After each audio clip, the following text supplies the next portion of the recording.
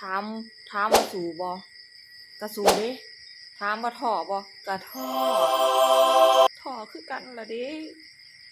พี่มากบ่เห็นใจจักเทื่อก็เลยท้อพ่อแม่พี่น้อง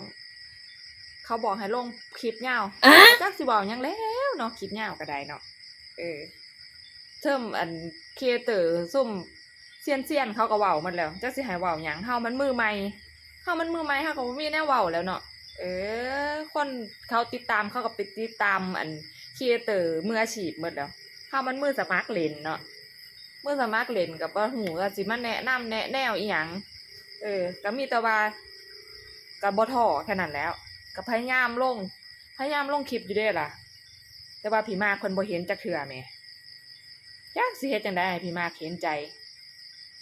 พี่มากซักกะเบิดเห็นใจน้องแหน่ส่งเครื่องมือมาให้น้องตั้งค่าแหน่แหมตั้งค่าเนื้อหานั่นแหมน้องบ่ทันได้อยู่เด้เครื่องมือตั้งค่าสร้างรายได้จากเนื้อหานั่นแหมโอ้พี่มากก็บ่เห็นใจจักเทื่อเนาะว่าให้ลงคลิปยาวจักสิเว้าอีหยังแล้วคลิปยาวเว้าไปก็บ่มีคนฟัง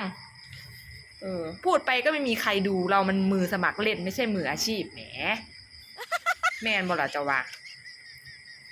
ก็มีแต่สิว่าให้กำลังใจเจ้าของเป็นกำลังใจให้เจ้าของล่ะเนาะเป็นกำลังใจให้มือใหม่ที่เขาบ่ทันผ่านคือกันกับเฮาแต่อย่าไปท้ออย่าไปหยังมันเพราะว่าจังได๋เฮาก็ต้องย่างต่อคือเก่าทางที่ดีเฮาก็ย่างไปนำถึงเฮาสิท้อปานใดเฮาก็ต้องย่างไปตามทางเส้นทางครีเอเตอร์นี่แหละย่างตามดากตามห้อยย่างห้อยตีนเขานี่แหละเขาพายางไปทางใดก็ย่างไปนั่นยำไปน้ำเขานั่นแหละแม่นบ่ล่ะเจ้าว่านี่เนาะมานั่งตากลมเย็นๆอยู่ทางนอกเฮือนอากาศเย็นสบายดีตัวทางนอกว่าข่อยก็สู้อยู่ได้ล่ะเห็นใจ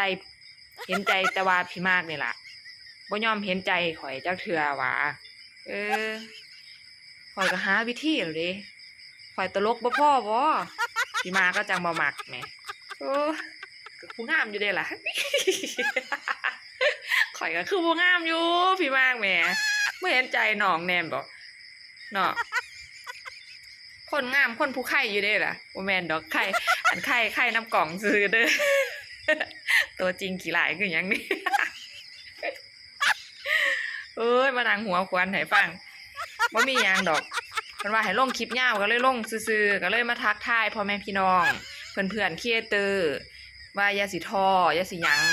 เพราะว่าข่อยก็ยังบ่ท้อเลยหมู่เจ้าก็อย่าท้อเด้อเฮาก็ต้องสู้ไปนำกันย่างไปนำกันนี่แหละย่างตามห้อยตีนห้อยดากเขานี่แหละเขาพายางพาหยังเขาแหกหญ้าแหกหยังไว้ให้เฮาแล้วเฮาก็ย่างตามเขาไปมาทางเฮาได้นำเขาเนาะเขาว่าได้ยากอยู่เด้คนเฮ็ดทีหลังนี่ได้ยากแต่ว่าเฮากับพยายามมันล่ะพยายามสู้เอาเนาะจ้ะเนาะสู้ไปน้ำหนูเด้อสู้ไปน้ำกันให้กำลังใจกันแน่ผ่านหน้าเฟซผ่านหน้าบ้านไผก็กดถูกใจกดยังให้หนูได้เด้อจ้าเด้อไปก่อนเด้อจ้า